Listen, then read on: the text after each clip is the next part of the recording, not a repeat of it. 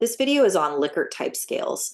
And to start with, you are going to hear people call it a Likert-type scale or a Likert scale. And I use Likert because Dr. Likert pronounces it that way, or pronounced it that way. And I used to have a great audio recording where he explained this to a group of a classroom of non-believers. And so he had to explain how he pronounces his own name. Unfortunately, that link is no longer active, but please trust me, it is Likert. And I use Likert-type scales because Likert scale is a very specific attitudinal measure, and a Likert-type scale encompasses a variety of anchors and responses. So to show you what I'm talking about, I have an example. I work under a great deal of tension. This is one of the statements or questions that's part of the job stress scale. It's a short version. And here there are options to respond with your level of agreement to that statement. And of course, you would give your participant, your respondent, a prompt, letting them know that they're going to read a statement and they should select the level of agreement that best matches. So here we can say strongly disagree, disagree, somewhat disagree, neither agree nor disagree, somewhat agree, agree, or strongly agree. And these are called anchors. So these response anchors are a way of measuring those attitudes or opinions or behaviors that you're trying to measure. And we do this so that we can create a score, since we don't have a way to directly measure job stress perceived by an individual. We need to find a way to measure it. So scales are widely used in psychology to achieve this. So in this example, when you have a Likert-type scale, or a scale in general that is trying to measure this gradation of responses, what you will notice is that they'll typically go from a little of it to a lot of it, whatever it might be. So in this case, we're talking about agreement. So if somebody says strongly disagree, they're at the bottom of the agreement scale. And so what makes sense is to think of it in terms of that a high score should mean a high level of whatever you're measuring. So in this case, if somebody strongly agrees, then they should have a higher level of job stress. So I work under a great deal of tension. If they say strongly agree, then they're at the top of this scale of job stress for this question or this statement.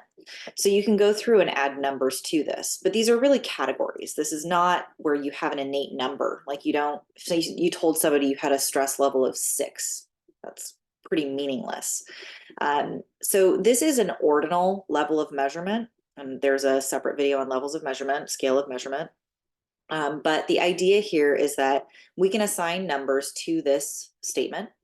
And then you can add this together with other questions that assess the same dimension, that are trying to get at the same psychological construct, and then you can create a total score. So for a single question, you have an ordinal level of measurement. We just have categories, and a person would choose where they fit on that on those responses. So now if we look at the full scale, and this is a short version, you can see that the response options are going to be the same for all of the questions. And you have questions that all relate to job stress. Now, what would happen is that scores would be added together for this example. There are some scales where you create an average, but oftentimes you create a sum. And so you would have people answer each of the 4 questions in this scale and then add together their total. And that total score, we're going to treat as interval. We call it approximately interval. And we use that as a continuous value as far as statistical analyses. So when we have a single question, as here, that is an ordinal level of measurement. There are some people that analyze it continuously, that treat it as a number, and I am not one of those people. But you will create a total score or an average score. And in this case, the range would be possible from 4 to 28, just depending on their responses. So if they had a 4, that would mean they have the least possible amount of job stress that's on this scale.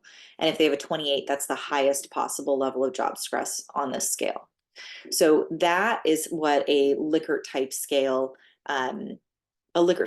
is trying to assess, is these different measures, again, of attitudes or opinions. You completed one of these or multiple of these last semester when you did teaching evaluations for your professors. You have probably completed them for other classes. I know if you're in Earth and Environmental Sciences, you've completed some attitudinal assessments as part of your courses. And so this is something that you'll find a lot of different response anchors. I put level of agreement. Satisfaction is a really common one where you ask how satisfied somebody is with a certain aspect, maybe even marketing, but it can cover a wide range of options. Typically, you're going to find that Likert-Type scales range from 5 to 7, and it'll be an odd number most commonly, and that center value is a neutral one. So this one is neither agree nor disagree. So that is a brief overview of Likert-Type scales, and you can ask me questions in class if you have them.